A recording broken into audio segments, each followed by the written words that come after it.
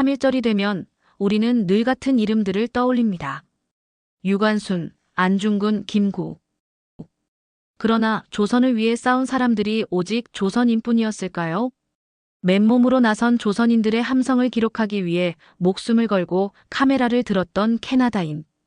일본의 탄압 속에서도 조선의 목소리를 세계에 전하기 위해 펜을 든 영국인 기자. 그리고 조선의 독립을 위해 세계를 움직이려 했던 미국인 외교관이 있었습니다. 그러나 그들을 기억하는 이는 많지 않습니다.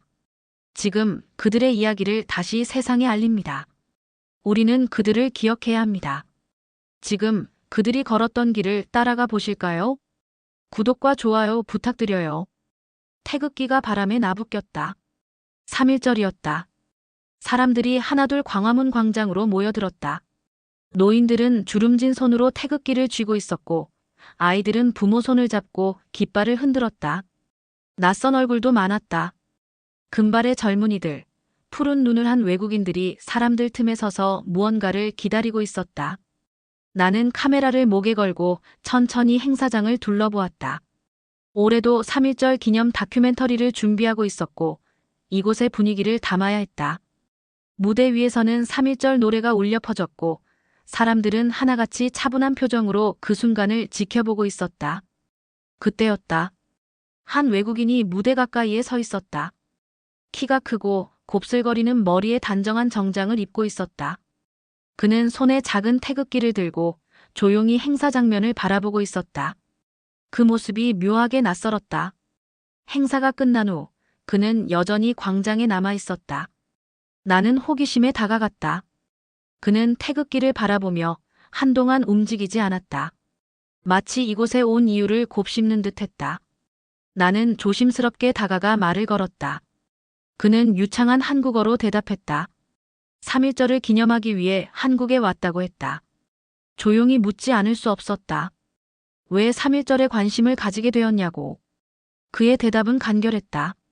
나의 증조할아버지가 100년 전 한국을 위해 싸웠거든요. 순간 심장이 멎는 것 같았다. 그는 캐나다에서 왔다고 했다. 그의 증조부는 한국 독립을 위해 싸웠고 지금도 가족들은 그를 자랑스럽게 여기고 있었다. 그러나 그는 덧붙였다. 하지만 한국에서는 거의 기억하지 못하더군요. 나는 말을 잃었다. 우리는 우리가 기억해야 할 사람들을 잊고 있었다. 도서관으로 향했다. 기획하고 있던 3.1절 다큐멘터리는 늘 똑같은 내용이었다. 30.1운동의 의의, 독립운동가들의 희생, 그리고 현재를 사는 우리의 다짐. 그러나 이건 달랐다.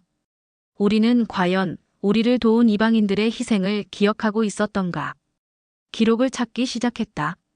프랭크 스코필드, 어니스트 베델, 호머 헐버트. 이름은 들어본 적 있었다. 그러나 깊이 파고들어 본 적은 없었다. 조선의 독립을 위해 싸운 외국인들.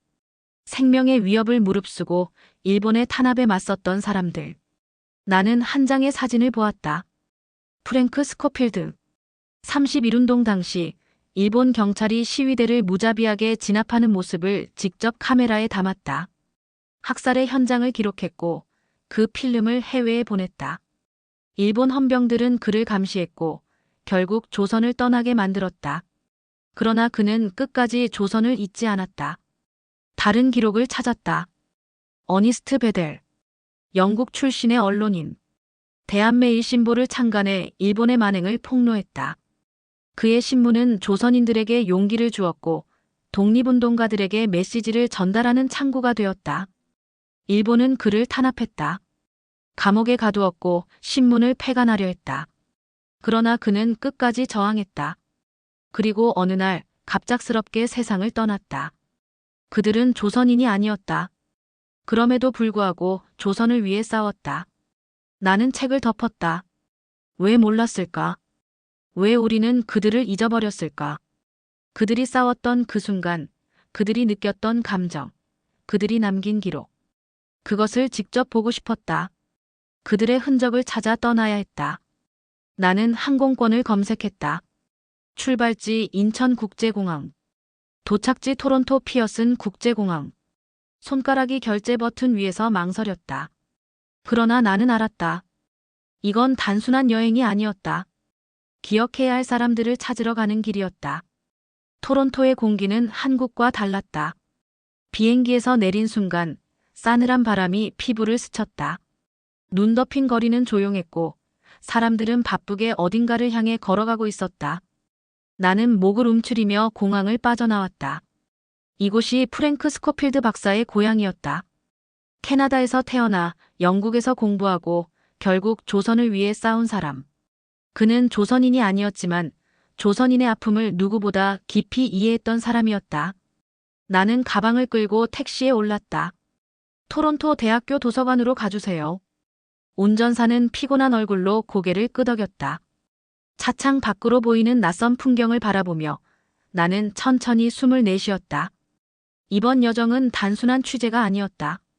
나는 그를 기억하기 위해 그리고 그가 남긴 흔적을 찾기 위해 이곳에 왔다. 토론토 대학교의 도서관은 웅장했다. 나는 로비에서 기다리고 있던 역사학자 루카스 밀러를 만났다. 그는 내 손을 꼭 잡으며 반갑게 인사를 건넸다. 한국에서 왔다고 들었습니다. 반갑습니다. 스코필드를 연구하는 사람을 만나는 건 쉽지 않은 일이라서요. 나는 미소를 짓고 고개를 끄덕였다. 스코필드 박사가 조선을 위해 했던 일들을 제대로 알고 싶습니다. 루카스는 내 말을 듣고 잠시 침묵했다. 그렇다면 제대로 오셨군요. 그는 나를 도서관 안쪽의 조용한 연구실로 안내했다. 책장에는 오래된 문서들이 가득했다. 먼지가 쌓인 박스에서 그는 한 권의 낡은 노트를 꺼냈다. 이게 스코필드 박사가 남긴 기록입니다. 나는 조심스럽게 노트를 펼쳤다. 손으로 눌러 쓴 글자들이 빽빽하게 적혀 있었다. 조선의 아이들은 총이 없다. 하지만 두려워하지 않는다. 나는 오늘 그들의 목소리를 들었다. 제암리의 불길이 하늘을 덮었다. 나는 잊지 않을 것이다. 나는 조선의 편에 서겠다. 노트를 쥔 손이 미세하게 떨렸다. 책장을 넘기자 한 장의 흑백 사진이 나타났다. 한복을 입은 아이들이 태극기를 들고 있었다. 그러나 그 앞에는 군화에 짓밟힌 태극기가 보였다. 나는 순간적으로 숨이 막혔다. 이 사진은 루카스가 조용히 대답했다. 스코필드가 직접 찍은 사진입니다. 일본군이 조선인을 어떻게 짓밟았는지 그는 전 세계에 알리려 했어요. 나는 천천히 사진을 바라봤다. 1919년 4월 경기도 화성 제암리. 스코필드는 일본군이 마을을 포위했다는 소식을 들었다. 말을 타고 급히 마을로 향했다. 그러나 도착했을 때 모든 것이 불타고 있었다. 사람들은 거리에 쓰러져 있었고 잿더미 속에서 연기가 피어오르고 있었다. 그는 재 속에서 비틀거리며 걸어나오는 한 소년을 발견했다. 소년의 옷은 찢어져 있었고 얼굴은 잿빛이었다. 스코필드는 다가가 조심스럽게 물었다. 무슨 일이 있었니? 소년은 멍한 눈으로 그를 바라보았다. 그리고 힘겹게 입을 열었다. 그들이 우리를 가두고 불을 질렀어요. 그 순간 스코필드는 온몸이 얼어붙었다. 그는 무너진 초가집의 잿더미를 걷어냈다. 그 안에는 남자 18명이 숫덩이가 되어 있었다. 스코필드는 한동안 말을 잇지 못했다. 소녀는 주먹을 꼭 쥐고 떨리는 목소리로 말했다. 아버지가 태극기를 들었어요. 그래서 그들이. 소녀는 끝내 말을 잇지 못했다. 그는 무너진 벽에 기댄 채 피투성이가 된 태극기를 손에 쥐고 있었다. 스코필드는 그 모습을 가만히 바라보았다. 그리고 그날 밤 그는 조선의 현실을 기록하기 시작했다. 나는 오늘 지옥을 목격했다. 일본군은 무고한 사람들을 학살했다. 나는 이 사실을 반드시 기록해야 한다. 그는 결심했다. 조선을 위해 싸울 것을. 그의 무기는 총이 아니었다. 그러나 진실을 기록하는 것이야말로 가장 강력한 저항이었다. 나는 기록을 읽으며 한참을 멍하니 있었다. 이 기록이 해외로 전달됐나요? 루카스가 고개를 끄덕였다. 그렇습니다. 영국과 캐나다에 보고되었죠. 하지만 일본은 이를 막으려 했고 스코필드를 감시하기 시작했습니다. 나는 책장을 넘겼다. 보고서 마지막 장에는 짧은 글이 적혀 있었다. 나는 조선을 사랑한다. 조선이 자유를 찾는 날 다시 돌아올 것이다. 나는 숨을 깊이 들이마셨다. 그는 조선을 떠나야 했다. 그러나 그는 결코 조선을 잊지 않았다. 도서관을 나와 나는 루카스와 함께 프랭크 스코필드 박사의 묘지를 찾았다. 묘지는 조용했다. 눈 덮인 비석이 하나 있었다. 비석에는 단 하나의 문장이 새겨져 있었다. A friend of Korea. 나는 그 앞에서 오래도록 서 있었다. 그가 사랑했던 조선은 지금의 대한민국이었다. 그런데도 그의 이름은 점점 잊혀지고 있었다. 나는 깊이 고개를 숙였다. 호텔로 돌아오는 길, 나는 가방에서 노트를 꺼냈다. 이제야 확실히 알았다. 그는 우리를 위해 싸웠다. 그는 목숨을 걸고 조선의 현실을 기록했다. 그리고 지금 그를 기억하는 사람이 너무나 적었다. 나는 핸드폰을 열었다. 다음 목적지는 영국이었다. 어니스트 베델. 그 역시 조선을 위해 싸웠다. 그리고 나는 이제 그를 찾으러 간다. 비행기가 구름을 뚫고 영국 땅 위로 내려왔다. 런던은 흐렸다. 회색빛 하늘 아래 웨스트민스터 사원과 빅벤이 보였다. 도시 전체가 오래된 책장 속 한 페이지처럼 느껴졌다. 나는 여권을 내밀고 입국 심사를 통과했다. 이번에도 짐은 가벼웠다. 그러나 마음은 무거웠다. 이곳에는 조선을 위해 싸웠던 또 한 명의 외국인, 어니스트 베델의 흔적이 남아 있었다. 나는 곧장 택시에 올랐다. 런던 대학교 SOAS 도서관으로 가주세요. 운전사는 무뚝뚝한 얼굴로 고개를 끄덕였다. 창밖으로 스쳐 지나가는 도시를 바라보며 나는 가만히 생각했다. 그는 왜 조선의 독립을 위해 싸웠을까? 그는 영국인이었다. 이 거대한 제국의 시민이었다. 편안한 삶을 살 수도 있었을 것이다. 그런데도 그는 조선을 위해 글을 썼다. 그러나 결국 일본의 탄압 속에서 세상을 떠났다. 그리고 지금 영국에서도 그의 이름은 거의 잊혀졌다. 도서관에 도착하자 학자 에드워드 맥컬리가 나를 기다리고 있었다. 그는 베델을 연구하는 몇 안 되는 영국 학자 중 한 명이었다. 한국에서 왔다고 들었습니다. 나는 손을 내밀었다. 네. 베델을 찾아왔습니다. 맥컬리는 안경을 고쳤으며 조용히 책장으로 향했다. 그는 낡은 신문 한 장을 꺼내 내 앞에 펼쳤다. 대한매일신보 1907년. 신문의 표면은 거칠었지만 글자는 또렷했다. 우리는 일본이 조선을 정복하는 것을 좌시하지 않을 것이다. 나는 숨을 삼켰다. 이 글이 베델이 쓴 겁니까? 맥컬리가 고개를 끄덕였다. 그렇습니다. 베델은 1904년 러일 전쟁 당시 특파원으로 조선에 왔어요. 그러나 그는 곧 조선이 어떤 위기에 처했는지 깨달았습니다. 일본은 조선을 완전히 삼키려 하고 있었고 조선의 목소리는 세계에 전달되지 않았죠. 그래서 그는 대한매일신보를 창간했습니다. 나는 조심스럽게 신문을 넘겼다. 조선의 독립은 조선인의 것이나 세계가 이를 외면해서는 안 된다. 그가 글을 쓴 이유가 보였다. 그는 진실을 기록해야 한다고 믿었다. 1907년 서울. 일본은 점점 더 조선을 장악하고 있었다. 독립운동가들은 쫓기고 있었고 언론은 철저히 검열당했다. 그러나 대한매일신보는 달랐다. 그들은 일본의 만행을 폭로했다. 조선의 민중들이 어떻게 탄압받고 있는지, 어떻게 삶이 무너져가고 있는지를 낱낱이 기록했다. 그리고 그 중심에는 어니스트 베델이 있었다. 그의 사무실에는 늘 사람들이 몰려들었다. 독립운동가, 지식인, 그리고 일본군의 감시를 피해 도망쳐온 사람들. 베델은 책상에 앉아 조선 청년의 말을 조용히 들었다. 어젯밤 일본 경찰이 집으로 들이닥쳤습니다. 아버지를 끌고 갔어요. 이유도 없이요. 베델은 눈을 감았다. 그리고 침착하게 펜을 들었다. 일본은 이유 없이 조선인을 체포하고 있다. 그들은 스스로를 통치자라 부르지만 실상은 포갑자일 뿐이다.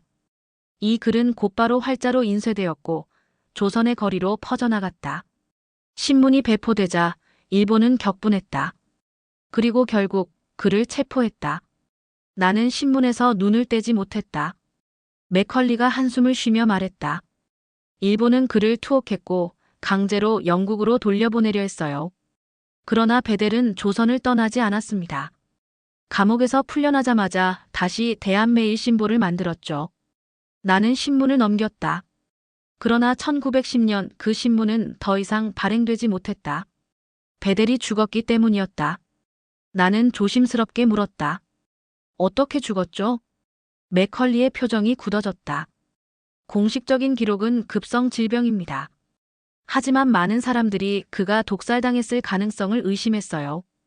일본이 그를 가만둘 리 없었으니까요. 나는 한동안 아무 말도 하지 못했다. 그는 조선을 위해 글을 썼다. 그리고 그 대가로 자신의 삶을 바쳤다. 도서관을 나와 나는 어니스트 베델의 묘지를 찾았다. 런던의 한적한 공동묘지, 한쪽 구석에 작은 비석이 있었다. 비석에는 이렇게 적혀 있었다. 어니스트 베델, 1872-1909. 나는 그 앞에서 한참을 서 있었다. 어쩌면 그는 조선에서 묻히고 싶었을지도 모른다. 조선을 위해 싸웠던 그는 조선이 아닌 이 낯선 땅에 누워 있었다. 나는 묵묵히 고개를 숙였다. 호텔로 돌아와 나는 노트를 꺼냈다. 스코필드, 베델. 그들은 조선인이 아니었다. 그러나 조선을 위해 목숨을 걸었다. 나는 펜을 들어 천천히 글을 적었다. 그들은 왜 조선을 위해 싸웠는가? 그들은 무엇을 남겼는가? 나는 그 답을 찾고 있었다.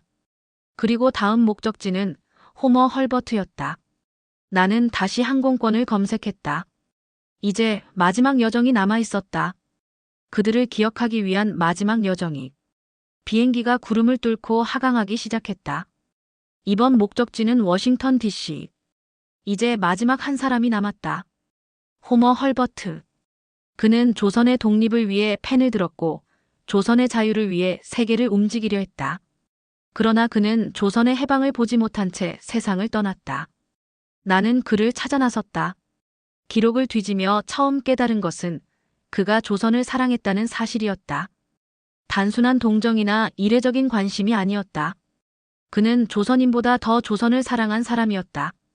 1886년 24살의 나이로 처음 조선 땅을 밟았다. 선교사로 왔지만 곧 이 나라가 가진 가능성을 보았다. 조선의 문자 한글. 그는 이것이 조선의 미래가 될 것이라 믿었다. 조선의 젊은이들에게 한글을 가르치기 시작했다.